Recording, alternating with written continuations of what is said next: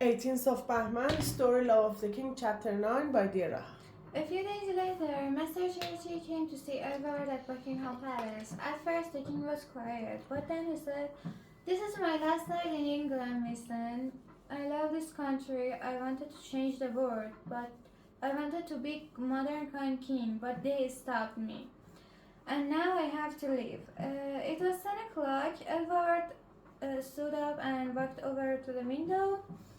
Uh, there, they were came shouting from the street.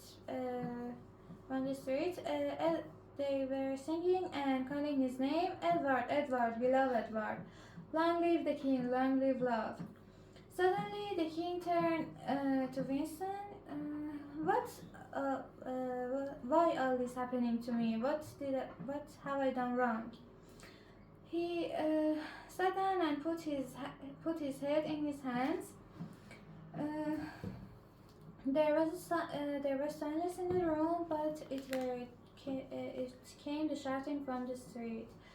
Edward, no, long live Edward, long live love, long live Edward, long live love. Mr. Churchill came over to Edward. He put his hand on the king's arm. The king looked up and said, "Thank you, Winston. You were good friends. Thank you, sir, and you were a good king." At 10 o'clock the next morning, the telephone rang in Wally's bedroom. They're ready. They're ready now. They're waiting for you now, sir. Edward walked down the stairs. In front of him, there was an open door. The family were waiting for him. His mother sat near the window. Dressed in black. His brothers stood beside her. How close they are, the king thought. On the table in the center of the room, there was a piece of paper. Edward sat down and read those words. I, Edward the Eighth, King of Great Britain, King of India, King of Australia, King of Burma, King of New Zealand, King of Singapore, and King of 32 other countries, have given the crown to my brother George. God be with him and all his people. 10th December 1936. Edward took a pen and wrote his name on top of the bottom of the paper. Then he stood up and kissed his brother's hand.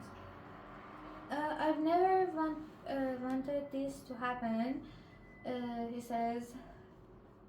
This is the worst day of my life.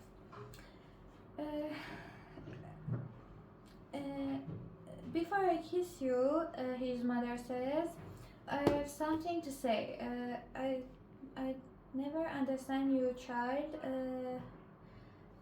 This morning you were a king, but tonight you are run from England like a thief. Alone, angry, and afraid. You think that you are free, but you are not. You can't be free.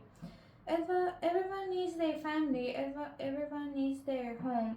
But you lost both these tonight. I'm your mother and I love you, and nothing can change that. But if you marry that woman, you will break my heart. Go now. It is all very sad. Edward turned and go away. The next morning, he returned to Windsor Castle. He went to a small room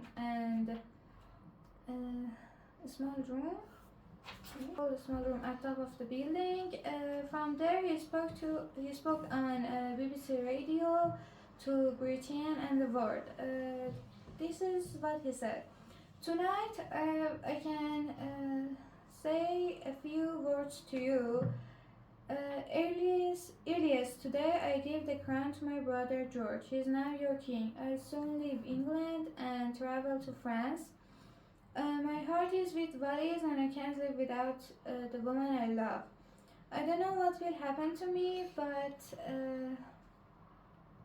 perhaps I'll never see England again.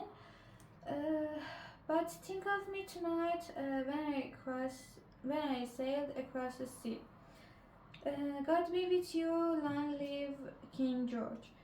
Edward left Winston Castle and get into the black large car. It was midnight and just beginning to rain. Take me away as quickly as you can, he says. The car moved into the darkness and rain. What a night, said the driver. I think the sky is crying. At 1:30 a.m., they arrived at the posthouse and Edward got out of the car. The king is here, the voice said. Edward stopped and looked at the open sea. There was a thin, cold smile on his face. King, no. I'm just a man in love, and yes, I'm just a man in love. Then he turned and walked into the ship and go away.